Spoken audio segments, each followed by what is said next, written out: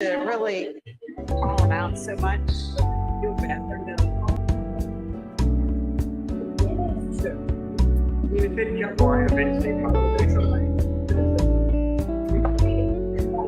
Yeah.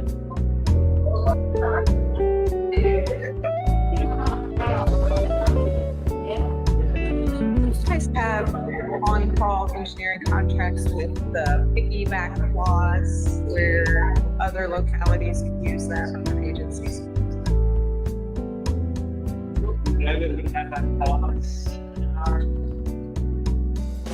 So you did. Got away with it last year. You get a point.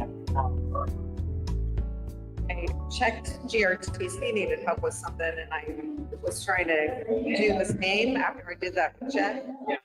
And procurement was like, you can't do that. I'm like, but I just did it. They're like, well, you shouldn't.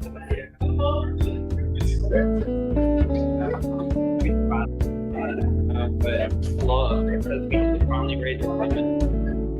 Contract that allow state law. Last year we had a ban, and if we had. The our procurement people haven't been tracking that. But I think they've started asking questions, so. The market always tracks. We make one of you.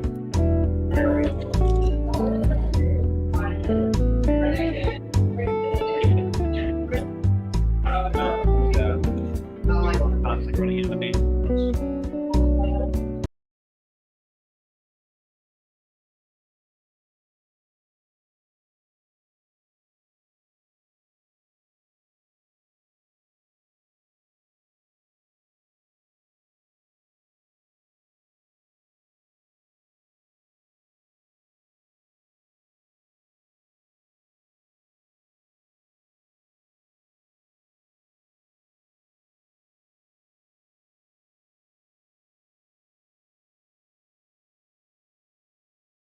Didn't have it.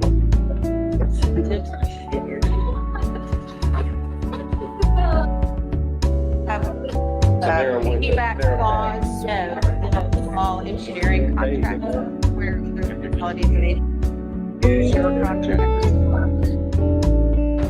Raise that up, it's working. Fantastic. I check with CBTA.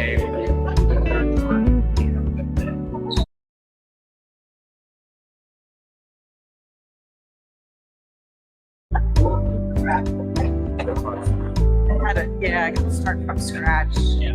Don't they have, I mean, what about, Oh, let's see that.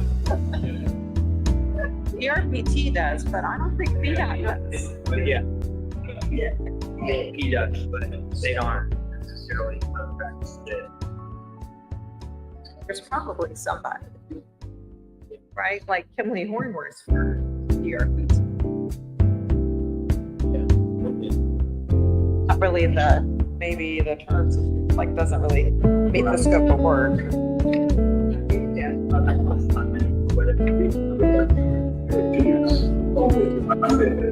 Anyway, I told Chet he needed to figure it out. say the phrasing again. What one, but on what? All engineers.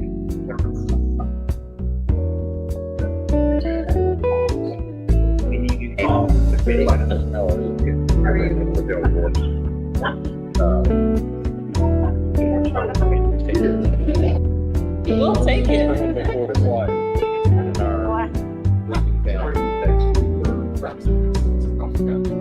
You guys brought it up to reality. Yeah.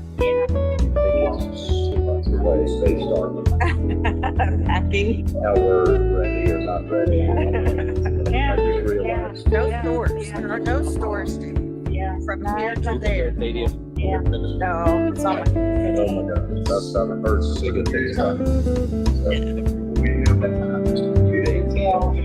So, I discovered that I look like a red eye. Yeah. And I look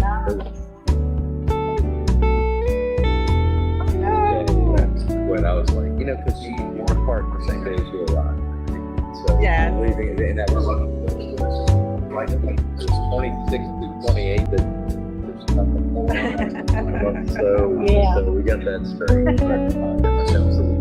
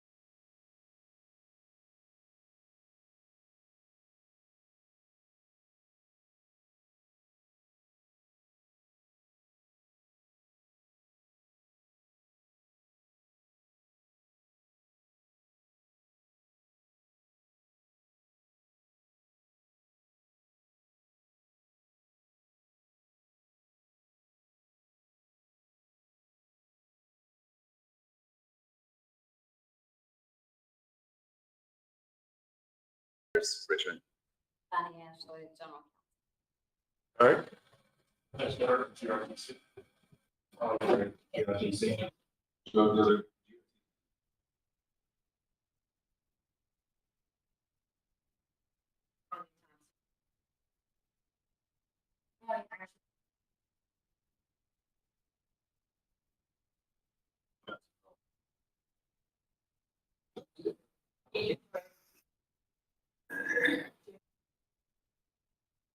Monica Carter, GRTC.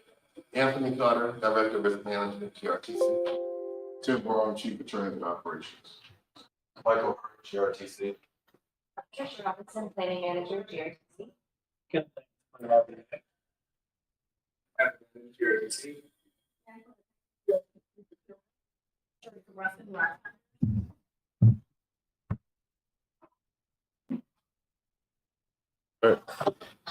All right. Henry, public comments. Do we have any?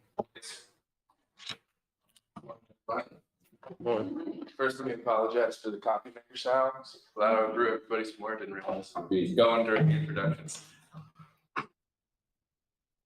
The public notice, meeting agenda, and agenda attachments for this August 15, 2023 stand meeting of the boards of GRTC, RideFinders, and the Old Dominion Transit Management Company were posted on August 8, 2023 at ridegrtc.com. Per the meeting notice, all written comments were received by Henry Mendon prior to 5 p.m. on the day preceding the meeting and were provided to all members of the board the night before the meeting. They are now read during the public comment period by staff following the 2-minute speaking limit and will be included in the minutes of the meeting. Also, per the meeting notice, this meeting is being live streamed on YouTube. Get it to myself. For this meeting, I have received 2 public comments in writing. They are from Ms. Pamela Hurt-Blake. It's hard for me to find bus routes to jobs I'm applying for. I've been offered jobs, but not able to go out to them because the bus routes don't go to them, such as Ashland or Glen Allen or further out. And from Ms. Alita Robinson, in the evening time, like at 2 p.m., the 1A slows down and the 1C slows down. They should have it more frequently in the evening as they do in the morning because people be getting off work and they'd be tired, you know? Thank you, anyone. I don't think we have anyone here for public comments. So, thank you, Henry. Approval of the July 18th, 2023 meeting minutes. Are there any questions, comments, concerns? Can I get a motion to approve the retreat meeting minutes? I'm second. All in favor, say aye. Opposed. All right, consent agenda, sent the agenda and with a board packet last week. We have 4 items, the consent agenda, the software product suite renewal. Mr. Hurd can speak to that if we have questions. Plumbing services at Restaurant DTS, Mr. McNally, bus wash, Mr. Bird, tire maintenance services and mileage leasing, Mr. Bird. Have any questions? All right, seeing no questions, can we get a motion to accept the consent agenda? I moved. Second. All in favor, say aye. Aye. Thank you. All right, action item, permanent downtown transfer station, transit-oriented development, Ms. Torres, thank you. Morning, Mr. Chair and members of the board. We actually have consultants doing a presentation. Hooked up if they are not already, I know we signed it. As they're doing that, I'll give a little bit of intro. So this was one of the topics that came out of the board retreat. There's been a discussion that we've been having as far as a priority for a while. Just a little bit of background, how we kind of got to this point in the direction that we're going is that, well, will be moving officially into our temporary location at 8th and Clay as of September 10th. It's exciting. GRTC over the years, about 15 years, has been working to find a permanent location and has sought either a partnership or gone off for itself as far as acquiring a location for a permanent facility unsuccessfully. However, the city has been there to support GRTC and has provided now a second temporary location, which we're very grateful for. It's the first off-street location as well. It is under a 5-year lease. Additionally, the city has also been working and has actually formalized back in 2021 the recommendation for an ad hoc committee working with the Department of Equitable Mobility and Transit with the city to put up an ad hoc committee to get a permanent location. We did have an initial meeting back in 2020, and there was 3 priorities that came out of that. To focus on the BLVD expansion north-south. That would be a 2-tier study. We know that we're about a year into that with phase kicking off. identify a permanent location that was designed that would benefit region and riders, as well as provide best economic leverage the downtown city center.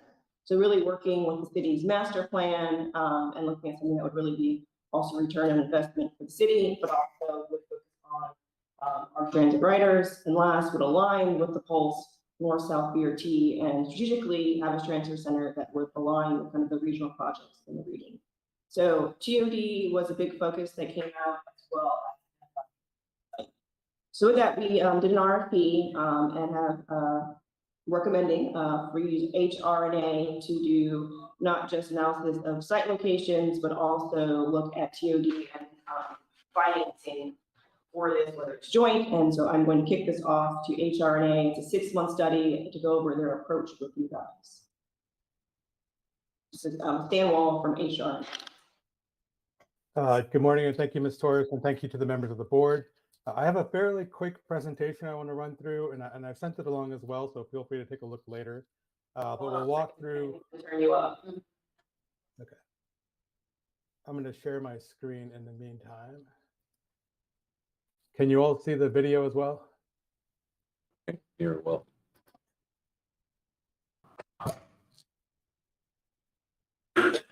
How's the audio now? Does that work?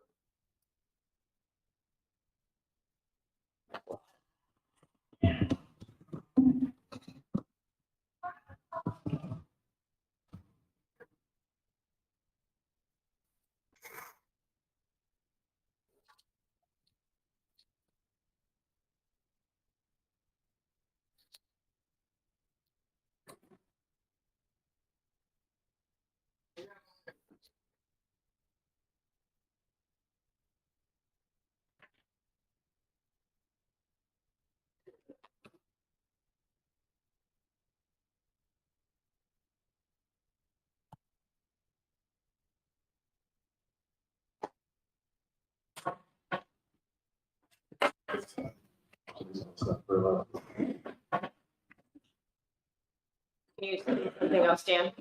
Yes. Can you hear me now? Is that better? Maybe his mic Still a little placement as quiet. well.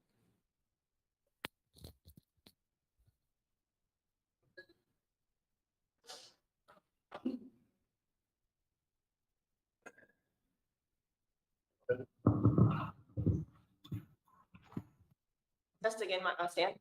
Yes. Testing now. Can you hear me?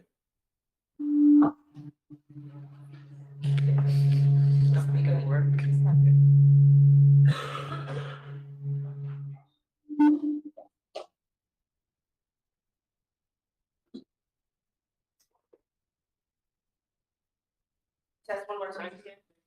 Testing again. Can you hear me now? That's pretty good. Better.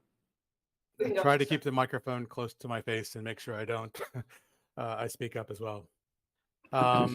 As I was introducing, I want to go through a very quick presentation just to give you a background about myself, my firm, and our entire team. A little bit about our background of our firms as well as our approach to this project. But first, want to again thank GRTC, the board, and staff for inviting us to respond and selecting us to move forward with this project. Again, walk through an introduction, our approach, a little bit of envisioning the future, and finally open up to any questions that the board might have for me and the team. As background, my name is Stan Wall. I'm partner in charge of HRNA's Washington, D.C. office. I will be leading the project on behalf of our team. We're joined by a very diverse and talented team as well. In terms of my own background, before being at HRNA for the last 8 years, I was at Washington Metro, where I led station area planning and joint development for Metro. So I've been on your side of the table in advancing mixed-use projects, working closely with jurisdictions around the DC area to create solutions that actually advance transit, advance economic development, and do so in a way that works for both. The mission of HRNA as a firm is to ensure implementation of our clients' aspirations, to create vital places, to create more equitable and resilient communities, and to improve people's lives. And we do this largely through real estate development, economic development, advisory work. One example of a project that we presented as part of our proposal was our work down in Raleigh for Go Triangle. And here we helped Go Triangle look at a facility called the Raleigh Union Station Bus Facility. This is in downtown Raleigh, and this will serve as a hub for the Go Triangle's bus rapid transit network. It's immediately adjacent and connected to Raleigh's Union Station. Our work started at feasibility analysis. I worked through conceptual planning. We assisted the Go Triangle in getting enough zoning for the site, drafted RFQ, and ultimately selected a developer to advance this project.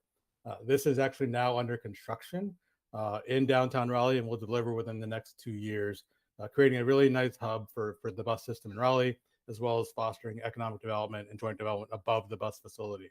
So this is kind of a little bit of the idea of kind of what we hope to be able to achieve for GRTC and for Richmond going forward. Other work we've done in the past include an equitable transit-oriented development study for Cap Metro in Austin, Texas.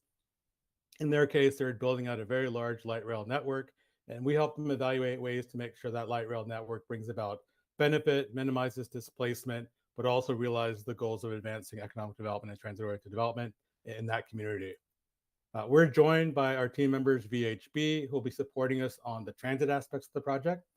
Ultimately, we want to make sure that this is going to be a fantastic development, TOD project, but we also want to make sure that the transit component of that TOD project works.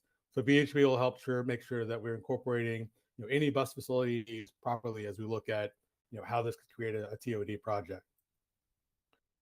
We work with VHB on a number of projects, including with WMATA, doing a lot of station area planning work here in the DC area. Our next team member is Design Collective. They're a multidisciplinary design firm based in Baltimore and Chicago. We've also worked with them quite a bit on a number of projects across the country, including with WMATA and other transit agencies. And they'll be helping us advance conceptual design for the project. And again, looking at different ways to fit different types of uses as we evaluate the potential sites for the downtown transit center. So this is our structure, with GRTC being our client. HRNA will be the lead and will also lead on the economics and funding components and real estate analysis, supported by VHB on transportation and infrastructure, supported by Design Collective for the design aspects of the project. Our understanding, kind of based on what was framed in the RFP, is that we want to make sure that this location of the downtown transfer station both meets the mobility needs of the ridership, but also leverages opportunity for joint development and further catalyzes ongoing economic development in the city of Richmond. Some of the long-term planning goals that we hope to incorporate in this project, including prioritizing equitable transit, developing inclusive housing, fostering a diverse economy, and truly creating and supporting high-quality places in and around the transit network. Our scope of work is geared around 4 phases that lines up with the RFP. Our first phase is data gathering and pre-development analysis. Second phase, development and site due diligence. Third phase, concept development. And finally, TOD funding analysis that will produce a final report. I'll go through this in further detail a little bit later. But ultimately, our goal is to make sure that we leave GRTC with a depth of analysis and strategic recommendations that immediately enable you to be positioned for implementation of this project.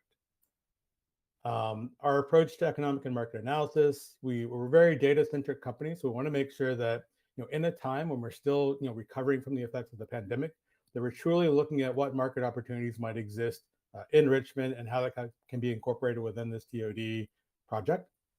Looking at demographic data, business data, market data for all types of products, office, residential, retail, hospitality, as well as engaging with key stakeholders like those in the room, as well as market stakeholders to understand more about what's happening in the development community and what opportunities might exist to be incorporated as part of the TOD and transit node project.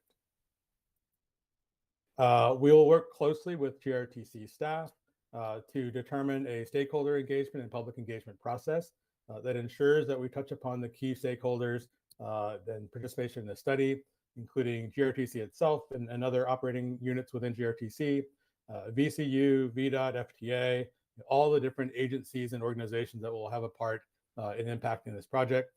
And we also want to work very closely with GRTC to design a public engagement process to make sure that we're properly informing the public about the project and soliciting input through open houses or other types of methods to make sure we're also collecting broader public input around the goals for this project. This is that more detailed schedule. And again, you'll have this available to you if you want to dig into a little bit further. But in the first phase of data gathering and analysis, it'll kick off immediately. It includes collecting market data, collecting information about the current transit system, reviewing existing land use and the built environment around the target stations and target sites, a land use and zoning scan to understand what constraints land use regulations might have in the project, as well as a deep real estate market analysis to understand opportunities and constraints around development opportunities. We'll then move into phase 2, the development site due diligence, examining the different sites, conducting a highest and best use analysis for each site, and then looking at zoning and land use analysis to understand what those constraints might be, as well as identifying any potential relief of zoning that might need to be needed to realize the full potential of the TOD site. As one example, the project I presented in Raleigh, initially that site was zoned as a 12-story site in downtown. We worked with Go Triangle and with the city of Raleigh to upzone that site to 40 stories, which dramatically increased the value to Go Triangle, as well as enabled that project to incorporate affordable housing. So that increase in value actually enabled the city to achieve some of its additional goals. The third phase, concept development, we'll look at high-level concept options, refining development site plans for target sites, and really digging into financial feasibility. As I said earlier, we want to make sure that this project is one that can be easily moved forward to implementation. We want to make sure we've identified any constraints or hurdles to implementation before this advances to any future RFP stage for joint development partners or implementation. That feeds into the final phase, TOD funding analysis, and understanding, again, a deep understanding of the pro forma for the project, a funding and financing scan to understand what available monies might be brought into the project from outside of GRTC and outside of Richmond, including federal grant funding of different types that might help to improve funding even further to make feasibility even more certain, and the cost benefit of analysis of the project to better articulate what the benefits that will accrue to the city of Richmond, as well as the potential real estate returns for the project. And all of this will be captured into a final report of our recommendations for GRC to move forward again with implementation. And that wraps up my formal presentation, but happy to take any questions about our team or our process. Thank you.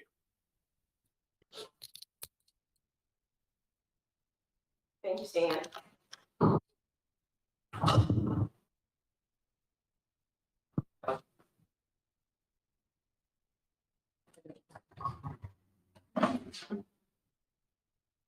All right, well, if there's no questions, it is an action item, so we recommend the board of directors authorize the HRNA for consulting services related to our permanent location and transit-oriented development in downtown Richmond for 442,840. All right, guys, any questions? Anybody have any questions? All right, well, there's an action item, so we need a motion to accept this recommendation. Is that the way we are couching it, as a recommendation to move forward with this contract? With this, okay. All right, moved. Second, moved and second. Any questions again, further conversation? If not, all in favor, say aye. Aye. Opposed, thank you. Thank you. Thank you, sir. Thank you, appreciate it. Chairman, we just say appreciate the quick follow-up from the retreat with having a plan forward. I think it's critical to the city to have this results in collaboration with GRTC to plan for this future transfer center. So were we already kind of working on this? Okay, all right. So this was quick. I mean, this was pretty much from the last meeting in July, less than a month. So thank you, team. Adrian team. Thank you. Really impressive movement. Thank you. All right, let's follow our information items, and well, we just have one, and then we have our Thompson is going to bring us up to date on recent and upcoming procurement.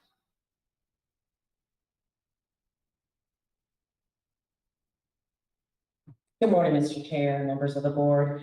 Procurements August report can be found on pages 16 and 17 of your board packet. 13 procurements, all on page 17, have been added to the report this month.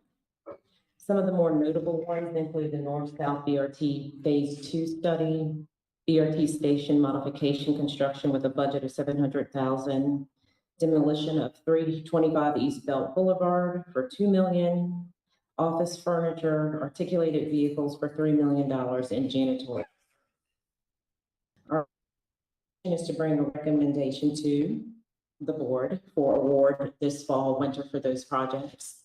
The complete list of upcoming procurements will be posted on GRTC website for the contracting community to review. At this time, this ends my report. Are there any questions? Said demo of the church lot. What is that? So this is our lot that's adjacent as you enter into Belt Boulevard, our property, the old bowling alley. So of course, we own that piece of that parcel. We're going to demo, flatten it out, make it a paved lot eventually. Any other questions? All right, thank you, ma'am. Thank you. Next, Carter. Let's just follow the staff report. Carter, Barham, Bird, Robinson, Carter. Morning, Chair, members of the board. I'll be presenting the safety performance report for the month of July. I started on page 18. If you take a look at the stats, you notice that we did see an increase in numbers for this month. A lot of it is attributed to we're seeing trainees coming out of the actual academic portion of the program and going into revenue service. We're starting to see numbers increase from that side. We've noticed an increase along the last couple of months, but this month has really been a greater increase where we're seeing new operators having those type of minor accidents, nothing major, knock on wood, but we have seen some mirrors and that type of thing where we're reminding the operators to focus on, making the right decisions. A lot of this is because we are focused on training. We have a lot of trainees coming through the program right now. Hopefully, as we go into the fall, we'll slow down a little bit with that, and we can put more resources back into the actual follow-up side of it. Once we get these operators out on the street, I've given the direction to my training staff to help out with supporting so far as doing the ride-along, the safety blitz, that type of thing. We also have safety meetings planning. We're trying to push for the end of this month, but more than likely it's going to be in September. And we're going to break it up a little bit more, have it over a 2-week period. We usually have it 1 week, but we're going to break it up and have different sessions over a 2-week period, just to give the operators more opportunities to join the safety meetings. We're also going to focus more on actually safety driving techniques. In the past, we've given different varieties of topics, but this time we're going to focus on the follow-up of the safety techniques and giving them better ideas on how to maneuver out there, because we realize there's such a large group of new operators coming out. So far as the care side of things, they actually had a pretty good month. Numbers are down, so they're doing good from that aspect. And we didn't see a whole lot of assaults on the buses. We had 2 verbal, which isn't bad at all, and we didn't have any physical or anything of that nature. So basically what we're doing, like I said, try to come up with the new operators, remind them of different techniques, and hopefully we can drop these numbers down. One other thing taken into consideration is traditionally this time of year, we do see an increase in people coming back from college and coming back to school and things of that nature. So, July, August, September, October usually are busier months when it comes to safety and things of that nature. That concludes my report. Are there any questions? What's included in improper turning? So basically, the situation we're seeing is operators are coming out with, like, say, red lights, and they are allowed to turn on red lights, but we want to make it seems like they're hesitant not to stop, or they haven't completely stopped and made sure that the way is clear and then make an improper turn. Or it's a situation where they cut the bus too short, don't do an L shape, they do sort of a C shape and make cut close and hit a parked vehicle or a fixed object, things of that nature. Those are the type of things that we're seeing that not are resulting in major collisions, but nonetheless there are collisions. And then we also saw an increase in fixed object. So does improper turning, does that overlap with other incidents like hitting a parked car or fixed object, or is that counted separate? They can be separate, but they tend to overlap too, because we have situations where you can come up and turn the bus too short and hit a parked vehicle, so it's all. But to break it down, just to get better statistics and data, we try to separate it as much as we possibly can. So it shouldn't be any duplicate classification in there. They make the determination based on accident, whether they classify as parked vehicle or improper turn. Any other questions? All right, let's rock. Thank you, sir.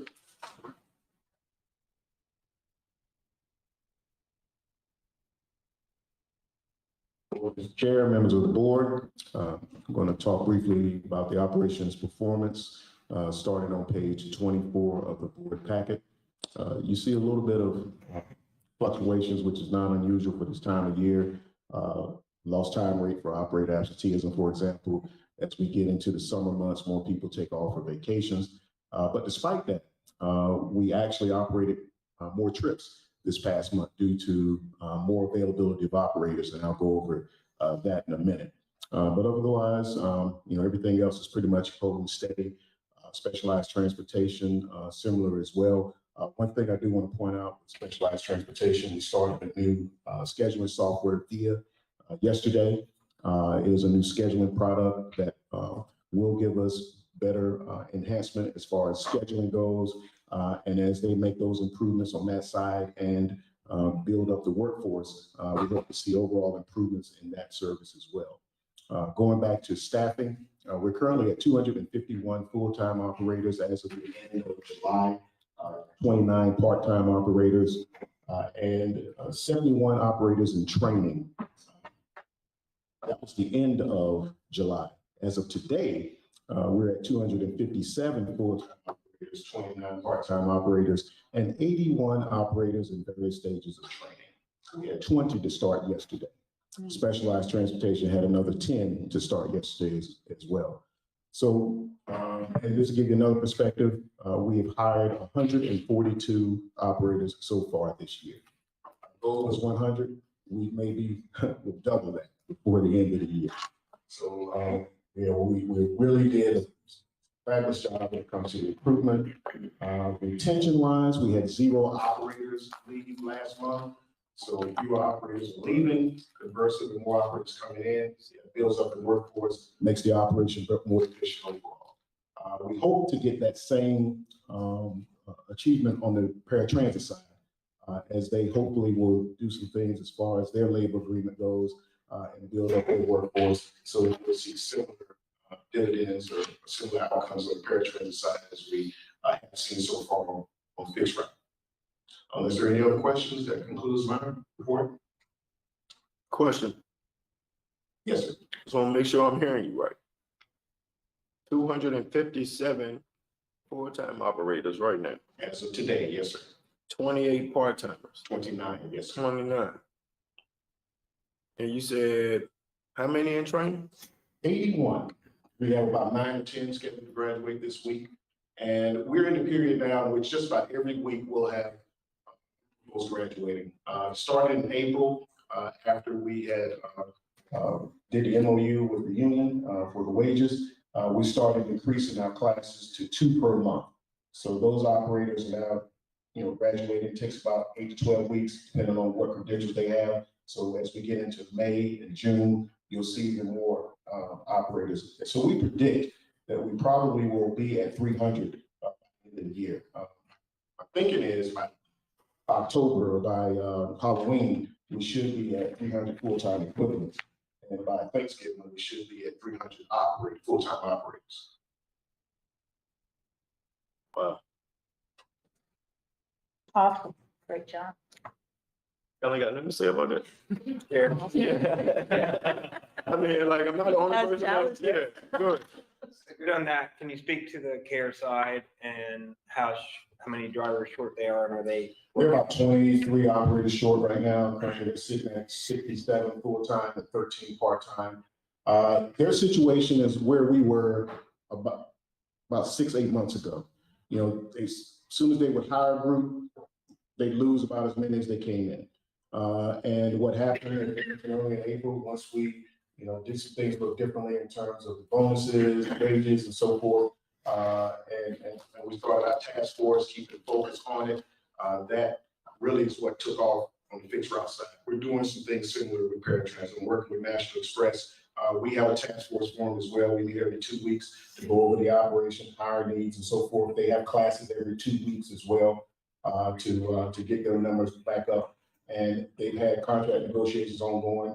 They did another round last week. So hopefully they'll reach an agreement with the workforce pretty soon. And then we will see similar outcomes as we have on fixed route.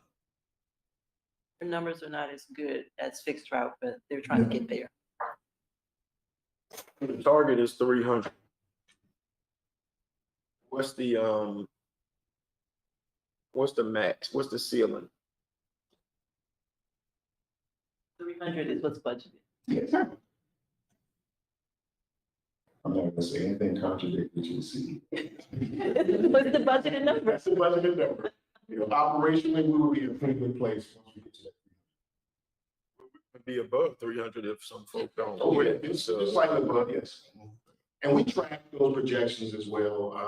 And we do a growth chart to project how many operators going into the next 6-8 months, even into next year. And we may scale back slightly.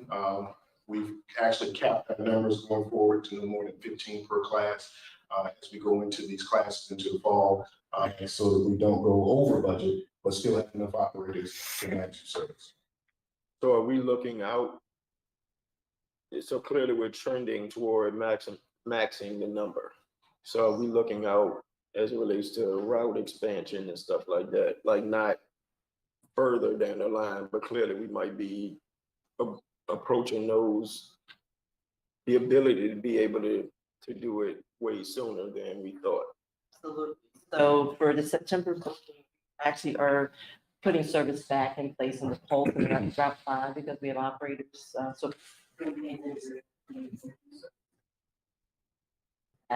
And that's where we go. We fully put all the service back, then we'll look at expansion. And I think January at expanding the one, correct?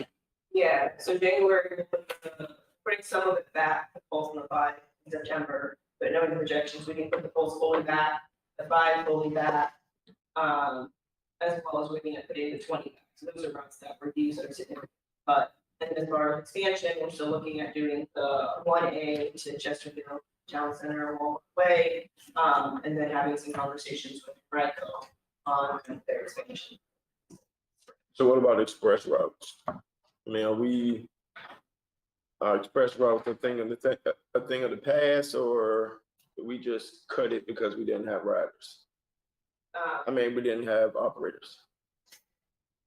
It was more of a demand because of, I think, the switching to more of a hybrid work environment. State primarily use of it as well as other government workers. Right, we're monitoring it. We're still not seeing the demand, especially on the 29 is doing well. But some of the other routes really are pretty low. So as far as expansion, we made some trips on the 29. Okay. All right. Any other questions? If I may, when does our marketing, we renewed our marketing initiative months and months ago. When does that expire? When are we through this contract period with our marketing initiative? We are already with it in June. That's evaluating what we do, as I said. Want to make sure that we're still in the process of recruiting, but we can scale it back some to make sure that, you know, we're not going over the budget. Exactly why I asked. And then finally, when we reach 300, there's a part-time percentage that we're maxed out at, right? What is that? Is that cap? 12%. 12%. So 36-ish. So something like that. Yeah, right now we're just about at the cap. 30 right now we can hire. So we do have actually a waiting list of part-time operators that mostly are retirees that want to come back and work part-time. So as we are able to increase the number of operators proportionally, number of part-timers, we'll bring those folks back into them. Yeah, we discussed the flexibility that offers, maxing that out. All right, thank you. Thanks, sir. Microtransit, yes. We are working to start on that in this fall, sometime around October. You know, we've been working with Drive, who came on board with us a few weeks ago, who's the microtransit manager. And what we're doing is with the training department, we're actually going to use the first phase of it, this first zone, with GRTC operators. So as they pick their runs for this September booking, we'll work with them to get them trained and ready to go and have a set of runs dedicated to start that service sometime in October.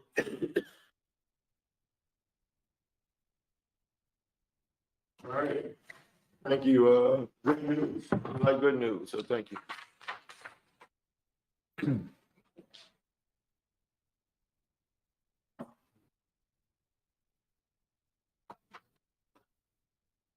Morning, Mr. Chair, members of the board. And for the maintenance report, it's found on page 28 of the board packet. Currently, we have a lot of our techs going through various stages of learning technology and learning the equipment we have here. I have several mechanics going to Richmond Technical Center to learn body shop and repair, and we're only down one mechanic right now. That's the end of the maintenance report. All right, questions for Mr. Byrd? Yes. Question, more of a reminder. I know you've explained it in the past, but as I look at these charts and I look at the anomaly for Spectran miles between road calls, October 22nd. Can you explain what that was again? It's like 10 or more X above, even more so. That anomaly in October 22nd, was there a reason behind it, or is that bad data? Can't see that.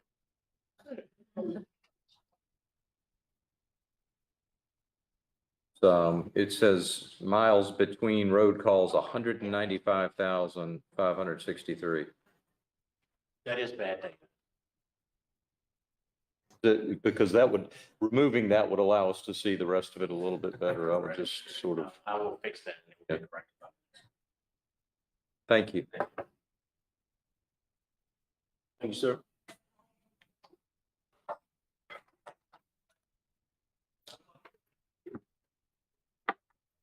Good morning, Mr. Chair, members of the board. I'll be covering the next few items, that are reports from the planning department, so starting with the monthly ridership report on page 30 of the report packet. Looking at our local route ridership. July, we are at 659,716. For the month of July, we down slightly from June. There are 2 less weekdays in July than June, so that's kind of following our usual pattern. Going down to the local pulse is at 131,612, and our overall route is 808,789, and that is slightly down month over month. Again, following our trends, but from 2019 we are still up 6.22%. We are still waiting on the care on demand data, so that's going to be updated later this week. Are there any questions on the monthly ridership report or the quarterly performance?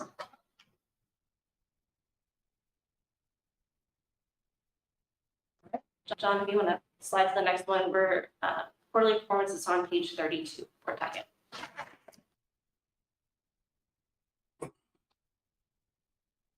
Starting with our BRT, it is up year over year, 8.1%.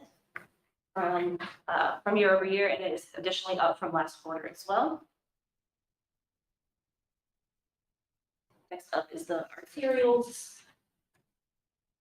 That the route 1, it looks like the most improved route with 444 year over year service miles. Of course, we started that truncation of the 1A, B, C trunks in January.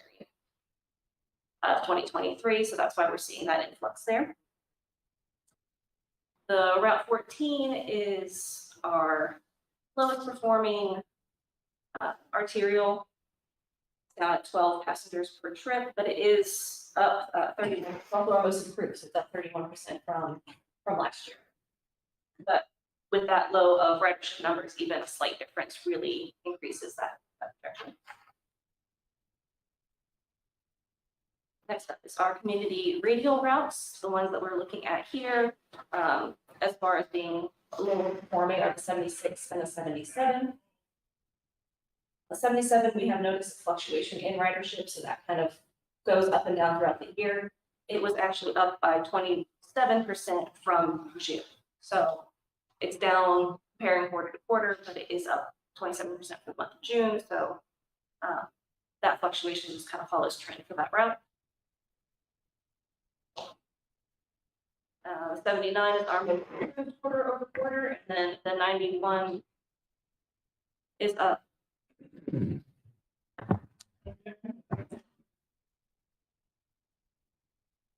Next one. Okay.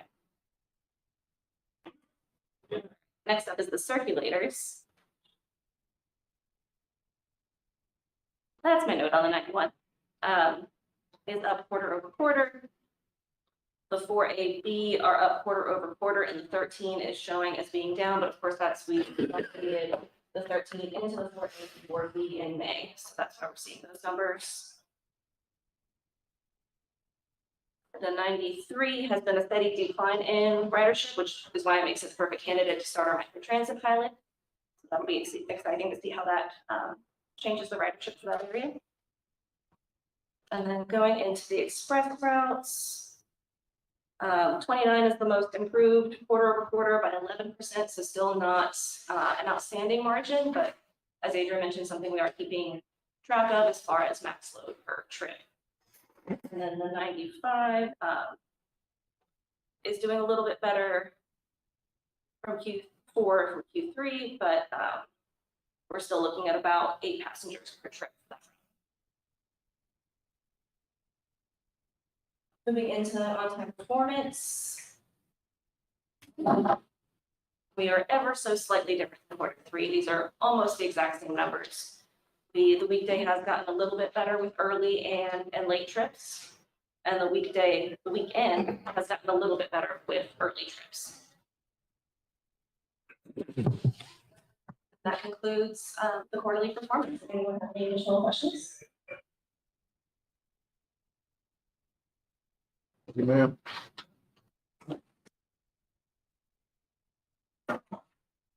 Morning, Mr. Chair, members of the board. I'll be reporting on the rider comments for the month of July. There was a slight increase in the total number of complaints and jumped out at us was the number of passenger type of complaints, which is a concern because the transit service pick up people. So what we were able to look into what was going on with cause and stuff, what were the key factors involved there. And what we identified were areas where some of the stops had overgrown vegetation. So the foliage was kind of hiding the bus stop, and with newer operators in revenue service who may not be as familiar with some of those stops, they were passing those up. And then some of the bus stop signs themselves were damaged or missing blades and things of that nature that could play a part in that. However, with each of those valid passenger and all of the complaints, those operators were followed up with, and coaching opportunities were made available by the supervision as well as training staff. Some of the other things that once we ran the report, actually the chief of transit operators and I looked at were ways to communicate with operators so that we could help improve in these areas. Email, so now all the bus operators have network emails, so we're able to communicate those reminders through that means, so text messages, radio all calls, having more presence on the street by supervisors as well as training coaches to improve these areas. And then lastly, we had 5 commendations for the month of July, which we had unique scenario. We had a customer that gave a supervisor commendation for great customer service. We also had a couple of situations where they were peer-to-peer commendations, where one operator wanted to give a document commendation for another operator. So we would like to see that. And we also had a customer service representative who received commendation. That concludes my report for the rider comments for the month of July. Did you have any questions for me? Questions? Thank you, ma'am. Thank you.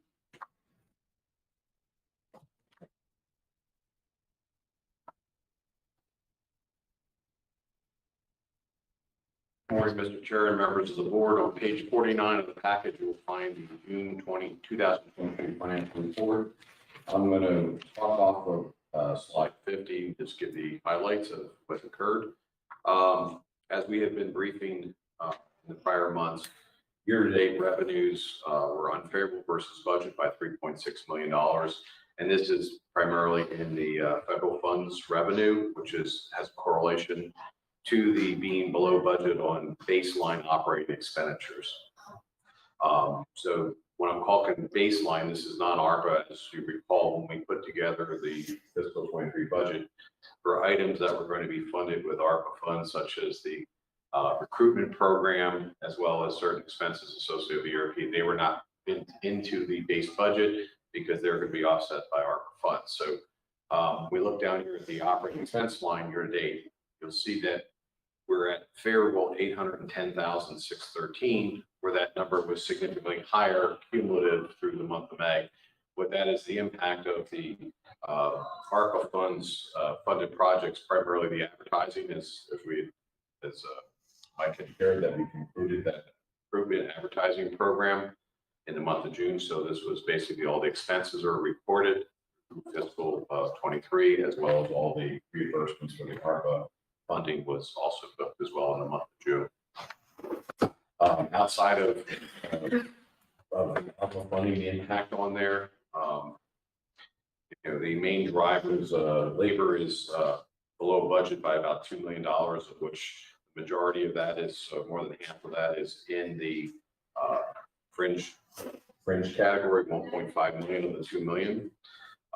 As we had shared, is that our fiscal 23 budget did not have the MOU, the memorandum of agreement that we put in place in April to increase the operator pay, as well as provide the incentives for shift differentials and weekend work to kind of step or end the outflow of riders while we brought new folks in to make ourselves more competitive in the market. So all in all, the plan seemed to work out, and we ended up having just about $250,000 negative variance on the wage line. As you are aware, in our adopted 24 budget, we have ample resources provided for the 300 budgeted operators with funding that we have our assumptions for our collective bargaining contract that will, our existing one expires on September 30th. So the next 3-year agreement, we have at least feel comfortable we have the resources in 24 to cover our bargaining position.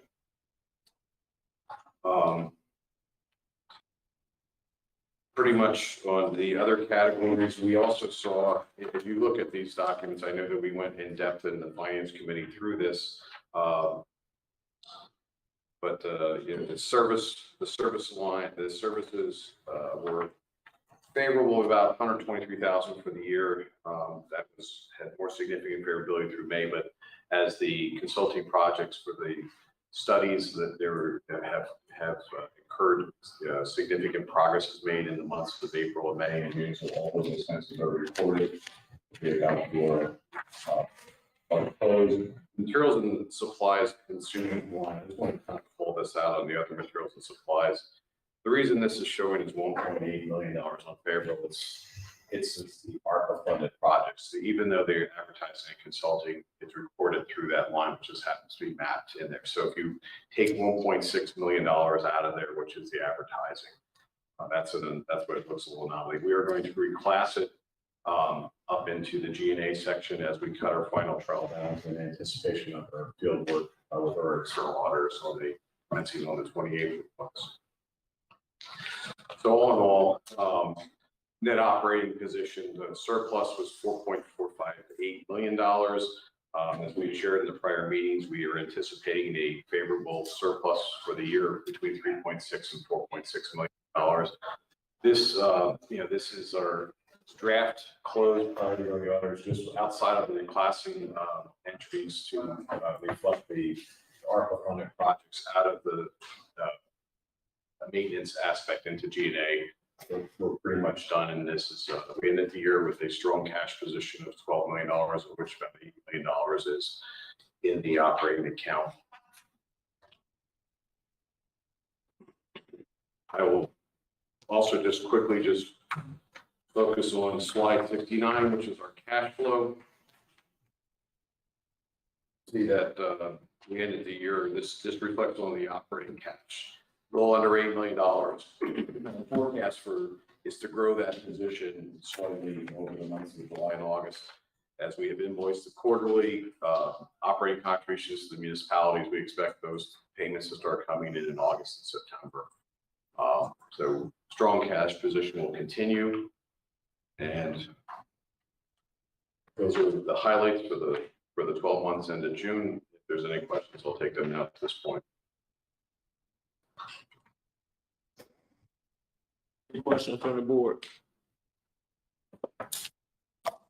All right, are you making comments since Jim? No, John did a great job. The only thing I would add for this group is we are taking into consideration the staffing ramp. John's doing a great job with the budget, and the preparations are in place for what we hope to be full staff. The only other comment I'll add from the finance committee is Jim is not present here. Is the only other discussion topic is that we had the brief in advance of the finance committee meeting on August 10th, the required audit communications from Brown Edwards was sent to the members of the finance committee. And I walked them through the letter. So it's a letter for the GRTC financial audit, as well as the RideFinders audit.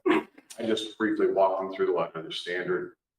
It basically lays out the responsibilities of the auditor, the responsibilities of what GRTC's management is, and kind of just gives a, it tells the areas of focus of which are more commonly areas of internal control, as well as it provides the contact information for the partner, the principals, and director for Brown Edwards, if any members of the board of the finance committee want to communicate. So review that, and we have those letters available. If anyone else has any concerns or questions that they would like to be in contact, just let us know. We'll provide those contact information. All right, are we good? Seems like it. Thank you, John.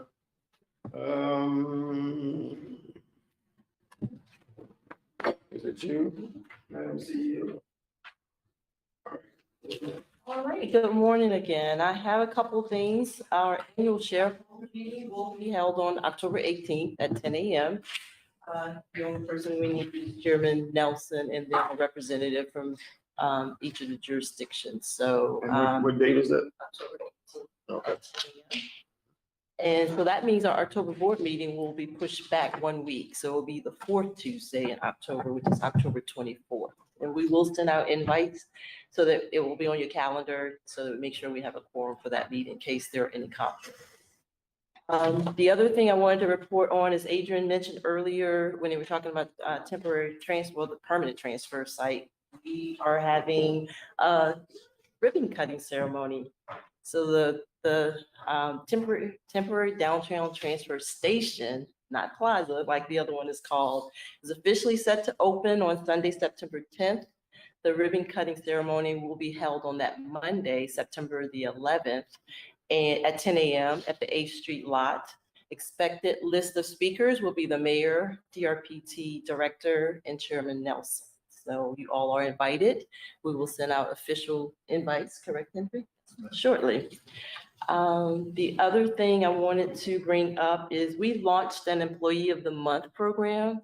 August is the first month for this, where we recognize employees who consistently demonstrate excellence on the job. The plan was to have the 3 employees here. Best laid plans. But I just wanted to let you all know and make a formal announcement of who they are. We had 2 operators, Faith Baylor, who's been with us for 5 years, Marlon Buck, also 5 years, and then our payroll manager, Tawana Montague, who's been here 6 years, I think it has been. Those are the 3. They have a parking spot out front, dedicated parking spot, a letter and a plaque here, and it was presented today, but that didn't happen, but it's okay. We wanted to recognize them, and each month we'll have 2 to 3 employees. We hope 3 based on the staffing that we have. So we have a committee that we have nominations from the employees, from other employees, and then we have a committee that selects the final 3. So that's a new program, and people are excited about it. So we're excited that we can do that for them. The only other thing I want to update you all on is the FTA triennial review findings. They've completed their review. The overall review went really well. The final call had FTA on the call as well as the consultant who was conducting the reviewer. And some of the positive things they said is they could tell that safety was a priority here, that we had some processes in place that were actually processes they were going to recommend to other transit agencies. They looked at 23 different sections, including procurement, our finances, technical capacity. One of the other things they said is our preventive maintenance, 100%, they rarely see that. But from their review, they could tell that 100% of preventive maintenance was on time, and that is to be commended. There were 5 corrective actions, and they were minor. One of them I still don't agree with. I'll say it publicly because I don't. It's regarding our procurement. And the reason why I don't is they said that in the 60 reviews that they have conducted, no one had this clause in their procurement boilerplate. It's a new clause that was put out in 2018, and it has to do with sole source procurements and the fact that we have to perform. Can you help me with it? We received 2 findings. One was for the clause that everyone, yes, that they audited received, and that was for missing clause for a notification to FTA of fraudulent actions by contractor. And the second one was for the cost analysis. That it was performed, but it was performed not to their standards. So to fix that, our next sole source procurement, we have to show them that we are conducting the analysis, and that will solve that one, correct? Then one regarding ADA, not regarding our paratransit service, but regarding our elevator. So we have a policy in place that when the elevator is out of service, we put a notice up. Where the finding is the fact that we don't notify people how to get up the stairs. Even though we have a policy in place, we have to actually post it, what they should do. And what they should do is call our dispatch, because there's someone here in dispatch 24/7 that can assist them to get up the stairs. So that was a finding. And then the other one was regarding our charter service. So when we do a charter, we have to notify all registered charter agencies in the state. We were only notifying the local ones. So we either have to put an advertisement in the paper, or we have to email each registered charter agent to let them know that that charter's out there, because if they choose to operate it, then we can. So nothing major. Our finances were good. Like I said, our maintenance, they also commended our TAM, our Transit Asset Management Plan. That was another one they said they would push out to other agencies. So overall, I feel good about it. So I have 2 cents on cost analysis. The procurement folks are doing the cost analysis, and they do a very diligent when they're comparing it to other providers. So they're doing the arm's length third party. Where the finding was, which is very difficult to do, is when it's a sole source, the FTA standard now is for the, for the current people to basically guesstimate or estimate the profit within that sole source bid, which is a difficult endeavor. So what our current folks are looking at, what it would cost for other people, not specifically focused on the individual profit within that organization. So they were doing a good, this is, it's the good cost analysis. Now the FTA wants to take that. So they're doing a good job. It's just there's a little tweak. And through this whole process, I just want to give a shout out to Keisha Reed. Yes. And Raquel Dwyer, who are co-project managers on this, that basically herded us to a successful writing review. Yes, over months, but they kept everybody in line and made sure we got all the documents on time to the reviewer, and everything went well. So happy that's over. And that's all I have. All right, any comments from board members? I just want to continue to encourage everybody to keep pressing along. I mean, it feels good to come and, hear about positive movement. And it seems like we're in good financial shape. We seem to be in good, shaping up with operators and tracking it with projects. And, we are headed in the right direction. So that's a good thing. So I just want to thank everybody in the room that's responsible for it. And